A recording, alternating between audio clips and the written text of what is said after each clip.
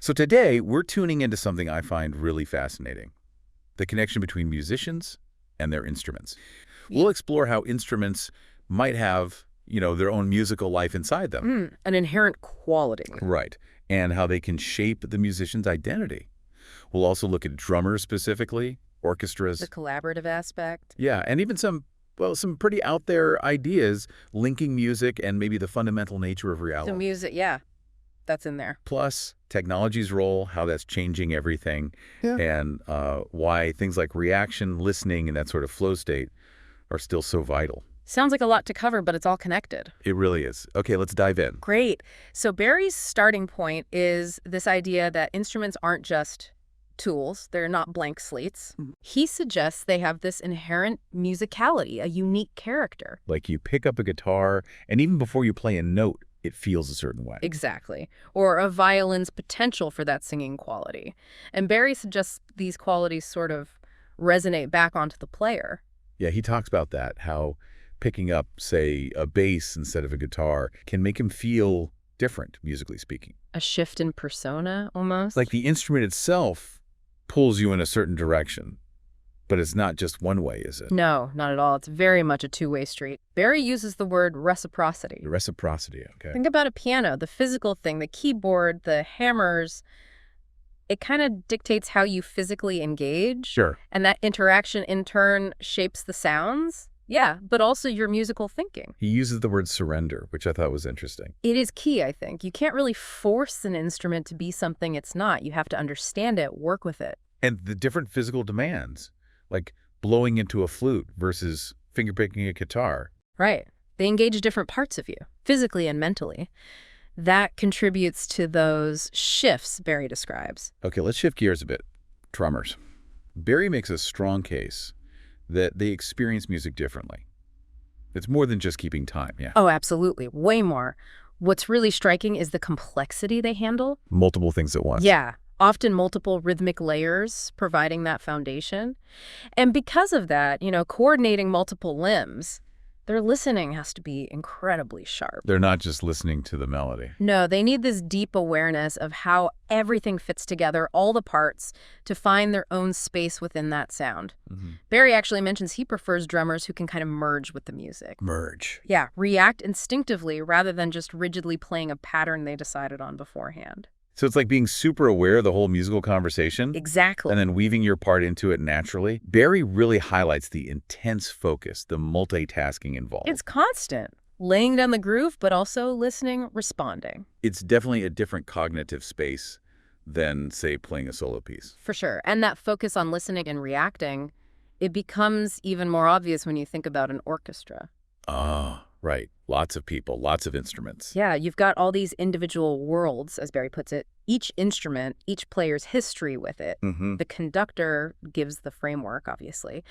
But the real magic happens when those players are truly listening to each other. Making those tiny adjustments on the fly. Constantly, to create that unified, cohesive sound, that gestalt idea where the whole is more than the sum of its parts. That's that constant back and forth, that interplay. Barry suggests it can lead to something almost spiritual. Yeah, transcendent is a word he uses, like the individual's surrender to create something bigger.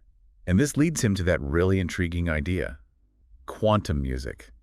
Let's try and unpack that one. Okay, yeah, this is where it gets pretty speculative but fascinating. Barry touches on ideas linking subatomic particle behavior. Quantum physics stuff. Right, with the phenomenon of sound itself.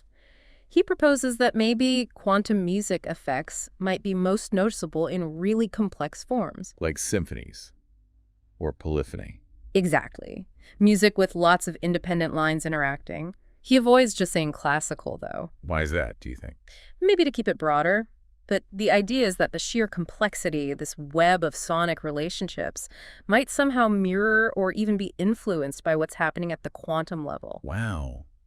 That's a lot to think about. The idea that the universe's building blocks could influence music. It is mind-bending. And then he draws a distinction between acoustic instruments, making sound directly physically. yeah, versus electronic music needing loudspeakers. He points out that speakers themselves vary, adding another layer. So the sound from a violin might have a different connection to these potential quantum effects than, say, a synthesized sound played through speakers. Potentially, yeah.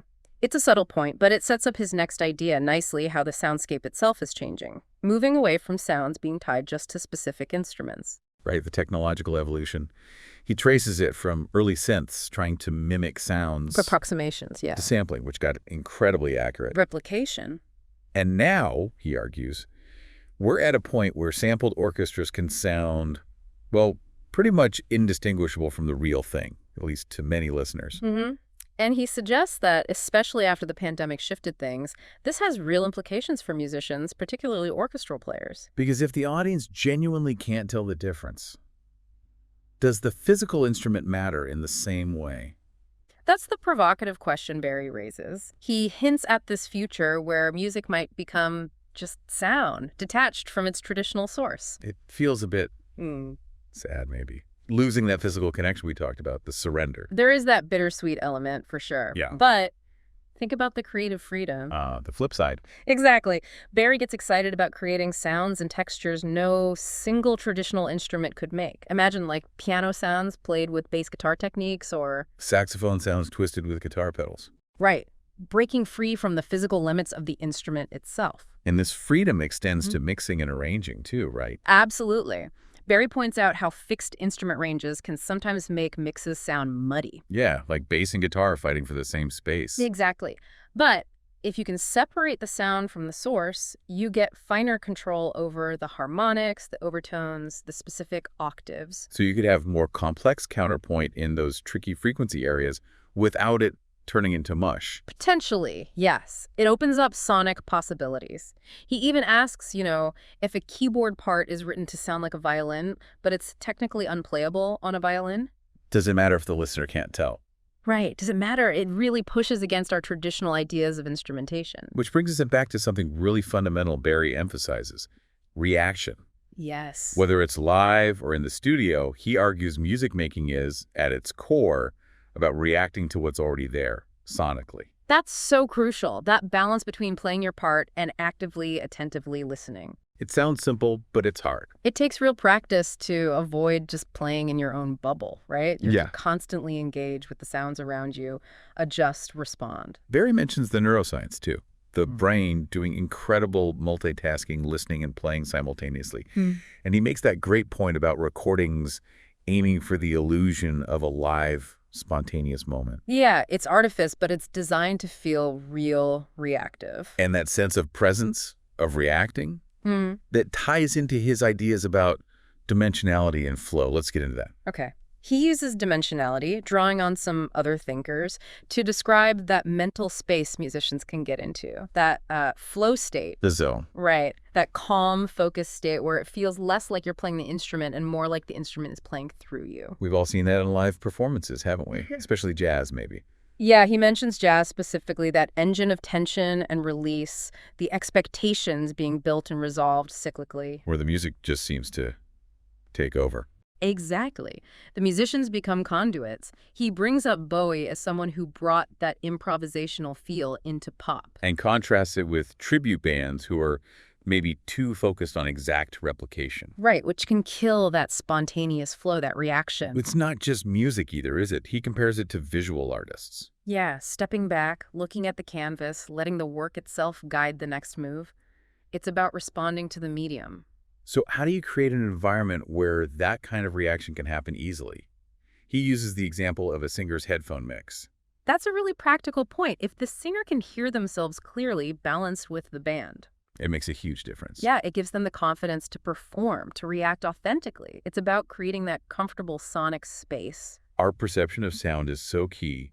Barry even mentions his own voice sounding different in headphones. Right, and how that affects delivery. For instrumentalists, it's the tone and feel of the instrument itself. He talks about cold versus warm instruments. Yeah, how temperature can physically change the wood, affect the string action, the tone. These subtle things matter to the player. It's fascinating. And he speculates that maybe AI could help here eventually. Yeah, analyzing and maybe recreating specific desired tones, helping create that optimal environment for the musician. Which leads to another interesting idea.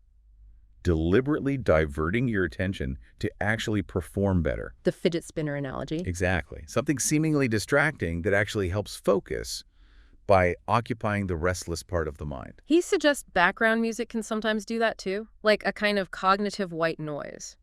It lets you bypass the overthinking, the analysis paralysis, and drop into flow more easily. It's almost like freeing up mental bandwidth for intuition. Yeah, he even draws a parallel to things like microdosing or nootropics, just in terms of subtly shifting brain activity away from conscious control. And this all ties into leveling in music. Right. When parts are learned so well, they become automatic, like that background spinner. It frees you up to surf on top, focusing on the expression, the chord changes, the improvisation.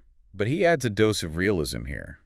This ideal flow state isn't easy to achieve. No, it's relatively rare, he says, and it requires a lot more than just practice. Like what? Basic well-being, really. Yeah. Good health, enough sleep, decent diet. That foundation needs to be there. It's a good reminder, isn't it? With all the talk about AI solving everything. Right. The fundamental requirements for us humans to reach peak performance, that flow state, are still deeply rooted in our own physical and mental state. Absolutely. Technology can assist, maybe augment, but it can't replicate that holistic human condition needed for true flow and creativity. It's clear music is just so many layers. The physical instrument, the player's mind, the group dynamic, maybe even these abstract quantum ideas. Just a rich mix. Definitely. And maybe a final thought for you listening. Think about your own tools, your routines. Does that relationship echo what we've discussed? What does your flow state feel like, and what helps you find it?